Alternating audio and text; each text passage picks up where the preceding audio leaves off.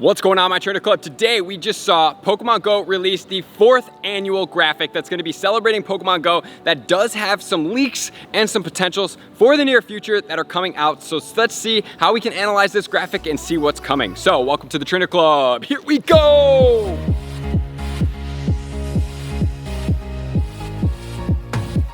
Welcome back, everybody. Let me know in the comments below, did you see this graphic that just got announced by Pokemon Go? I am excited to see and break down everything that has entailed in the annual Pokemon Go celebration graphic. So today what we're gonna check out is everything that we see in this graphic and potentially what we can infer from some of this graphic. And then I'm also gonna give you some timetables based on the past graphic and how long it took before we saw future generations come out, because this graphic included Generation 5 Pokemon. It also included Gen 1, it included some Mega Pokemon, and then it also included Gen 6 Pokemon, which is going to be our next generation, which is pretty crazy to think about, guys. 4 years down, Pokemon Go for sure changed my life, not only because it changed the way that I view gaming, but it also gave me a different type of passion and drive to start creating something. And that's why you guys are sitting here right now. So I'm very grateful for this game. I'm grateful for all the experience that we've had, and I'm grateful for the future experiences that we will have in the future. So without further ado, let's start checking out the graphic right now to make sure we know exactly what's going on. And then I'm gonna give you some of my premonitions and suspicions of what I think may be interpreted here in Pokemon Go, including some of the past things that have happened with the graphics in the past. So let's check it all out right now. All right, guys, so let's start on the right and we are going to then move to the left. So if we check out the right now, you can see, and we'll start in the top corner, we do have Victini up in there as well as Fennekin. So Fennekin is going to be a Gen 6 starter of the fire, right? So that is kind of insinuating that in this upcoming year, doesn't mean it's gonna be super soon, because like I said, we're gonna check out when from the last time that these graphics did produce the actual results in the game. And the Fennekin is gonna be maxed out at 1028. It's gonna be an all fire type Pokemon, which is then gonna go into Delphox. Delphox is a very like human-esque Pokemon with fire and psychic combination. This Pokemon is going to max out at 3059. And then if we do look a little bit above to the Victini as well as the Fennekin, we do see a Team Rocket balloon floating in the background. So obviously we have seen Pokemon Go putting out tweets that are sketches of how this design of the balloon is gonna be working. So if you guys haven't seen them, you can check them out up here. It's basically just rough sketches of showing how the Team Rocket balloon is gonna work. Then we see Candela, then we see Sierra down there with the Houndoom, and then we see the Galarian Farfetch'd, then we see Servine in there, and then up on the red female trainer who is wearing the red gear, could be a Valor trainer, doesn't really know, we actually see the Chespin. And so the Chespin is gonna be the grass variant of the starter, and in the 3rd evolution, we're gonna see Chestnut, which is gonna be a grass and fighting type Pokemon. This Pokemon is supposedly going to max out at 2954. Pretty cool Pokemon. So if we start to move over here a little bit, we do then see Pikachu Libre.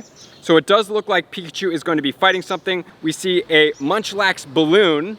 I did think that maybe it could be shiny, but that doesn't look like a shiny one. It would be much more blue saturated. And then in the background, we do see Arlo as well as Cliff. And those guys have the Scizor as well as the Tyranitar. They're feeding the berries. We can also see the little baby Mareep back there. And then we see Spark playing with a little baby Elekid. So nothing out of the ordinary. The Galarian and regular Zigzagoon are gonna be in that ball pit or flowers or whatever you wanna say of that. And then if we start to look up into the sky, the first thing we do see is gonna be the Charizard. That's gonna be the Charizard X. I really like that Pokemon, really excited to see it. Then if we look a little bit higher, we see the Zekrom, followed by the Reshiram, as well as the Mewtwo as well. In the Mega form, that is gonna be the Mewtwo Y. So Mewtwo X looks a little bit more like the regular Mewtwo. Mewtwo Y is gonna be a little bit more of the Mew-esque looking Mewtwo.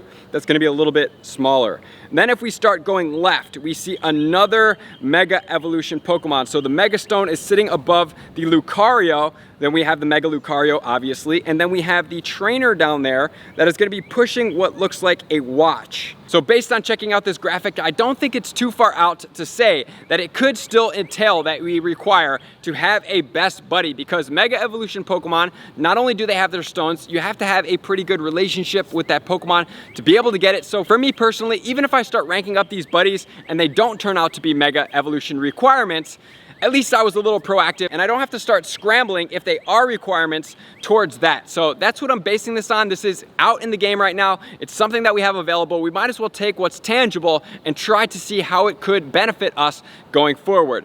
A Best Buddy along with a Mega Stone seems like a pretty good relevant equation to be able to get that Pokemon into a Mega form. And then below the Mega Lucario, right directly below in the back, we have Giovanni with his Persian. So that's the famous Giovanni Pokemon right next to the Mareep in the background and the Tyranitar. So nothing too crazy about that. We do already have that going on. And then right below the trainer, we do have the Froakie, 992 CP, which is gonna go into the fan favorite of the Greninja 2654, which is going to be a water and dark type combination, the first generation starter that is going to be water and dark type combo. And then behind the Froakie, we do have the Pignite as well as the Minccino. And then right above that, we do see Blanche that does have a pineapple in his hand, feeding it to the red Shellos. The blue Shellos is gonna be up top, sitting on the back of the Lapras.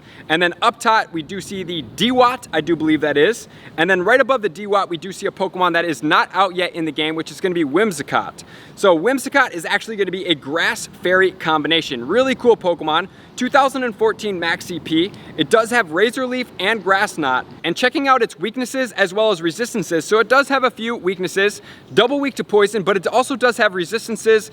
Double resist Dragon, Dark, Electric, Fighting, Grass, Ground, and Water. So guys, what does this mean for us? How is this going to influence our gameplay? And what can we expect coming in the near future? I would say Whimsicott definitely something to expect in the near future. And also, obviously, we have the Victini that was announced for the GoFest Mythical. And then we also have the Team Rocket balloon that's going to be unveiled at GoFest. That's probably going to be the day 2 and primarily what day 2 is going to make up. And as far as the Mega Evolutions and the Generation 6 starters, what do we have to make out of that? So Mega Evolutions were introduced in Generation 6. When you do Google Generation 6 Pokemon, all of the Mega Pokemon are going to be a part of Generation 6, as well as the Gen 6 starters, obviously. So I did look back to last year. I checked out when the graphic came out, which is always going to be right around this time, July 5th, 6th area, which then made me think, since this graphic was released and it did have Gen 4 and Gen 5 Pokemon in it, similar to like this one has Gen 5 and Gen 6 Pokemon in it, where was going to be the release date? So this graphic was released on July 5th, 2019. So then I thought, okay, well, when did the Unova Pokemon start coming out? Because we did see the Unova starters sitting in there. Unova Pokemon starters are starting to be revealed on September 16th. So that's virtually going to be 2 months after we saw this graphic. So as of right now, if it holds suit, we are going to be able to get these Pokemon in and around September or October, because the year beforehand I checked and the Generation 4 starters came out in October. So if we do follow suit, October, September, maybe somewhere between August, September, and October would be the Generation 6 starters that we could start to expect. And I wouldn't be surprised if they started introducing the Megas a little bit beforehand. And before we get into the conclusion of the video, I just wanted to point out we have some good news coming out. So thanks to Cosmic from my Discord, he did send me some screenshots because he plays on a Samsung phone, and it looks like we now have the ability to toggle in the top left corner online and offline. So if you are online and you don't want to be showing online to be able to be invited to the remote raid invites, this is a potential for you guys to just toggle that off, to just say, hey, although I am playing, I don't really want to be interrupted or disturbed to be able to be invited to raids, which is definitely powerful, and I totally respect how that's going, because not all the time do you want to be constantly invited to raids, depending even on how big or small your friends list is.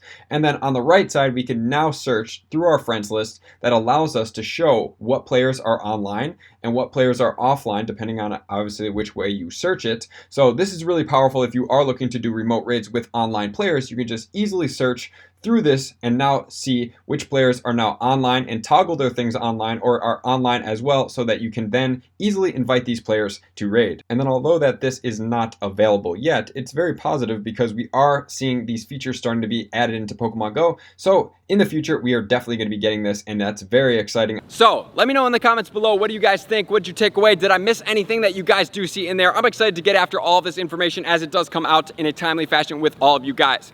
So thank you guys for tuning in, all my likers, commenters, subscribers, Patreon members, everybody who takes their support, subscription, and participation to the next level. I'm going to see you guys out on the next video. Peace.